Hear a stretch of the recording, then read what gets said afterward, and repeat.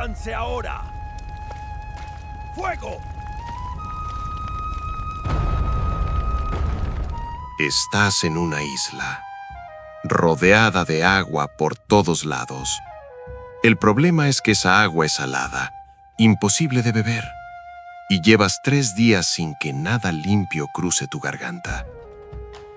La sed es una cosa viva que te araña por dentro. A tu alrededor, las calles que alguna vez fueron las más anchas, las más limpias, las más gloriosas que ningún viajero europeo había visto en toda su vida, están tapizadas de cuerpos. Miles de cuerpos hinchados bajo el sol de agosto, pudriéndose, con un hedor que se te mete hasta los huesos y no se va ni cuando cierras la boca. Estás comiendo corteza de árbol, raíces, cuero de tus propios escudos hervido en agua sucia. Y aún así, no sueltas tu arma, porque rendirte no es una opción que existe. Esto no es una pesadilla, ni una escena de película de terror. Son los últimos 93 días de Tenochtitlán, la capital del Imperio Mexica, la ciudad más grande y más extraordinaria del continente americano. Y la historia de cómo cayó es infinitamente más sangrienta, más compleja y más épica de lo que nos contaron en la escuela. Hoy, en Crónicas Bélicas, vamos a hacer algo que los libros de texto nunca hacen: entrar a las trincheras, caminar por esos canales llenos de lodo y sangre, estar ahí adentro con los últimos defensores de Tenochtitlán mientras su ciudad se derrumba bloque por bloque sobre sus cabezas. Para que entiendas que la conquista no fue un paseo, fue una trituradora, y duró 93 días. Mayo de 1521. Hernán Cortés ya había aprendido su lección, y la había aprendido de la peor manera posible. Un año antes, la Noche Triste lo había demostrado con una claridad brutal. Meter un ejército dentro de Tenochtitlán sin controlarlo todo era una trampa mortal. Los puentes levadizos, los canales, los guerreros mexicas que conocían cada rincón de esa ciudad flotante mejor que los propios pasillos de su casa. Había salido vivo de milagro, llorando bajo un árbol en la orilla del lago, mientras la mitad de sus hombres se ahogaba con el peso del oro que habían intentado robar. No iba a entrar así otra vez. Esta vez iba a asfixiar la ciudad desde afuera. Lo primero que hizo Cortés fue lo que cualquier estratega con los pies en la tierra haría frente a una isla: tomar el control del agua que la rodeaba. Mandó construir 13 bergantines, barcos pequeños pero armados con cañones, diseñados específicamente para navegar el lago de Texcoco y destruir la flota de canoas mexicas. Cuando esos 13 barcos se botaron al agua, la ventaja táctica más importante que tenía Tenochtitlán desapareció de golpe. Ya no había forma de meter comida a la ciudad de noche. Ya no había forma de sacar heridos. El lago, que durante siglos había sido la protección natural de los mexicas, se convirtió en la muralla de su prisión. Y todavía faltaba algo más. Cortés no llegó solo. Llegó con casi 1000 españoles, sí, pero llegó también con más de 100,000 guerreros indígenas, tlaxcaltecas, texcocanos, chalcas, pueblos que habían vivido décadas bajo el yugo del Imperio Mexica, pagando tributos aplastantes, entregando a sus hijos para el sacrificio, viendo cómo Tenochtitlán les sacaba todo lo que tenían. Para ellos, esto no era la conquista de un extranjero, era la venganza que llevaban generaciones esperando. Tenochtitlán tenía rodeándola, además de agua salada, hambre y enfermedad, una coalición de enemigos que la odiaban con una profundidad que ningún soldado español podía igualar. El cerco estaba completo. Y adentro, un hombre llamado Cuauhtémoc tomó el mando y le comunicó a su pueblo que no había más opciones, solo una dirección. Cualquier otra ciudad del mundo se habría rendido en la primera semana sin agua potable. Tenochtitlán, no. Lo que siguió fue algo para lo que los manuales militares europeos no tenían nombre porque nunca lo habían visto. Una guerra de guerrillas urbana en el interior de una ciudad-isla, en terreno lleno de agua, donde cada canal era una trampa y cada casa era una fortaleza improvisada. Los mexicas habían roto todos los puentes que conectaban los barrios internos. Los caballos españoles, que en campo abierto eran un arma aterradora, dentro de la ciudad eran un estorbo que se hundía en el lodo o caía a los canales. Los cañones tardaban una eternidad en mover entre escombros y agua, y la artillería, que en Europa decidía batallas en minutos, aquí disparaba y destruía una pared para que detrás hubiera 10 mexicas esperando con lanzas. Los españoles avanzaban 100 metros por día, con un costo de sangre brutal. Perdían hombres en cada callejón, en cada hazaña donde un guerrero jaguar esperaba sumergido en el agua oscura para arrastrar al enemigo al fondo y ahogarlo con sus propias manos. Y lo peor llegaba de noche, porque cuando caía la oscuridad, los mexicas recuperaban todo lo que habían perdido durante el día, reconstruían los muros de escombros, reparaban las barricadas, llenaban de nuevo los accesos que los españoles habían abierto con tanto esfuerzo, y a la mañana siguiente, el ciclo empezaba de cero. Cortés lo describió en sus cartas al rey Carlos I con una desesperación apenas contenida. Avanzaban, limpiaban, y al día siguiente era como si no hubieran hecho nada. Y estaba la guerra psicológica. Cuando los españoles rompían la formación y alguien caía capturado, no lo mataban ahí, se lo llevaban. Y de noche, desde el campamento en la orilla del lago, los soldados escuchaban los tambores del templo mayor y veían, a la luz de las antorchas, las siluetas de sus propios compañeros siendo arrastrados escalones arriba de la pirámide. Los gritos llegaban con claridad a través del agua. Luego llegaba el silencio. Y al día siguiente, cuando los soldados avanzaban de nuevo hacia la ciudad, encontraban las cabezas decapitadas de sus compañeros alineadas en el camino, a veces con los cascos todavía puestos. La moral española estuvo al borde del colapso varias veces durante ese sitio. Los aliados indígenas también empezaron a dudar. Nadie había visto una resistencia así.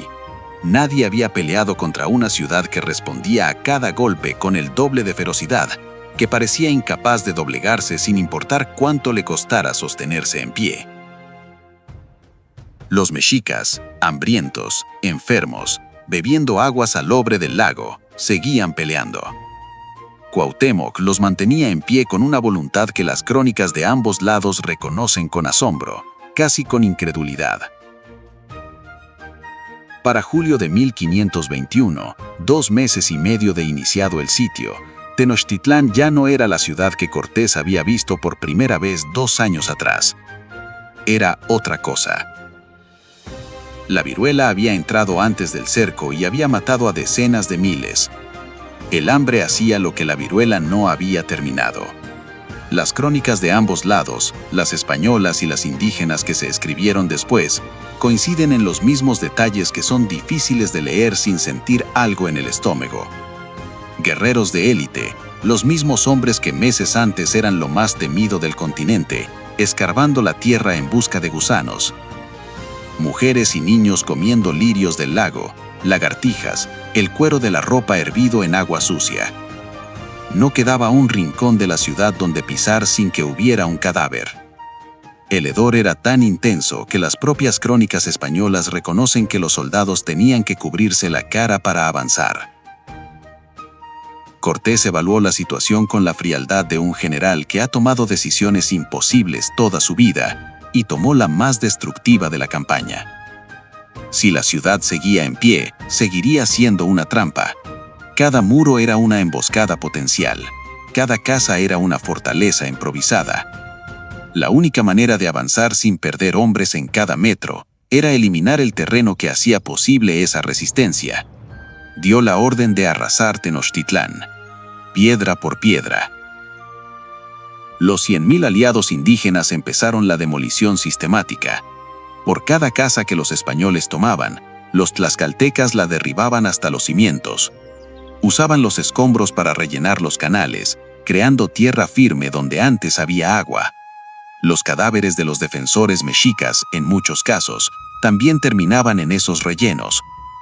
La ciudad más gloriosa del continente se estaba convirtiendo en su propio material de construcción para facilitar su conquista.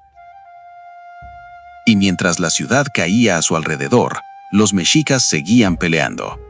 Las crónicas registran algo que ninguno de los conquistadores esperaba ver. Mujeres que al ver caer a los hombres, recogieron las armas del suelo y tomaron su lugar en la línea de combate. No hubo rendición colectiva, no hubo negociación. Hubo resistencia hasta que literalmente no quedó nadie en pie que pudiera sostener un arma. En el barrio de Tlatelolco, en el extremo norte de la ciudad, se concentraron los últimos sobrevivientes. Mujeres, niños, viejos, los pocos guerreros que todavía podían caminar. Era el último rincón de Tenochtitlán que aún no había caído. Y allí esperaron, sin comida, sin agua, sin esperanza real de que algo cambiara. El 13 de agosto de 1521 llovió. Una lluvia negra, cargada de ceniza de todo lo que había ardido en semanas, que caía sobre los escombros de lo que había sido la ciudad más extraordinaria del continente americano. En Tlatelolco, el último bastión cayó sin un grito épico ni un momento cinematográfico. Cayó como caen las cosas cuando ya no queda nada más que dar. En silencio, con el peso de quien lleva 93 días sosteniéndose solo por pura voluntad y que finalmente ya no puede más. Cuauhtémoc fue interceptado en una canoa en el lago. Intentaba reagrupar fuerzas en otro punto de la orilla para continuar la resistencia desde afuera. No pudo. Lo llevaron ante Hernán Cortés. Llegó cubierto de lodo y sangre, con su ciudad destruida visible desde donde estaba parado, con 93 días de sitio encima, con todo lo que había visto y todo lo que había perdido grabado en la cara con una precisión que ningún pintor podría reproducir. Miró a Cortés, señaló el puñal que el español llevaba en el cinturón y dijo: «Toma ese puñal y mátame con él, porque ya hice todo lo que pude en defensa de mi ciudad y de mi pueblo». Esa frase es todo. No es la derrota de un hombre, es la declaración de quien sabe que perdió, pero sabe también que hizo exactamente lo que debía hacer hasta el último segundo disponible, sin excusas, sin rendición de rodillas, sin pedir clemencia. Solo la verdad desnuda de quien ha agotado todo lo que tenía. Esa noche, un silencio cayó sobre el lago de Texcoco que las propias crónicas españolas describen como algo que nunca habían experimentado. Después de 3 meses de ruido constante, de tambores, de gritos, de cañones, de combate hora tras hora, el silencio fue tan absoluto y tan inesperado que los soldados no sabían cómo procesarlo. Y luego vino el hedor, tan intenso, tan abrumador, que las tropas victoriosas tuvieron que abandonar las ciudades esa misma noche. No podían quedarse entre lo que habían conquistado. El olor de 200,000 muertos acumulados en 93 días los expulsó de la ciudad que acababan de tomar. Tenochtitlán no cayó por cobardía, eso hay que dejarlo claro. Cayó porque el hambre, la enfermedad, el corte del agua y la coalición más grande de pueblos indígenas aliados que jamás se había formado, la asfixiaron hasta que no quedó oxígeno. Porque pelearon contra 100,000 enemigos durante 3 meses con el estómago vacío y los pies en el lodo. Porque resistieron cada día sabiendo que no había refuerzos, que no había salida, que el único final posible era ese. Y lo hicieron igual. Sobre esas cenizas, sobre esos escombros empapados de sangre, sobre los cimientos de lo que había sido la capital del mundo mesoamericano, comenzó a construirse algo nuevo. Algo que todavía hoy no termina de resolver la pregunta de qué somos y de dónde venimos.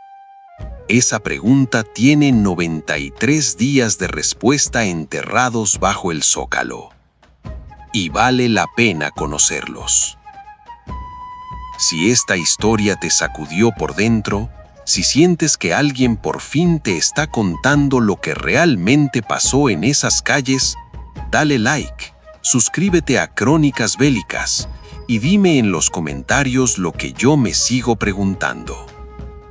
Si Cortés no hubiera cortado el agua, si no hubiera tenido esos 100,000 aliados indígenas, ¿habría podido ganar un combate cuerpo a cuerpo infinito dentro de Tenochtitlán? Te leo en la línea del frente.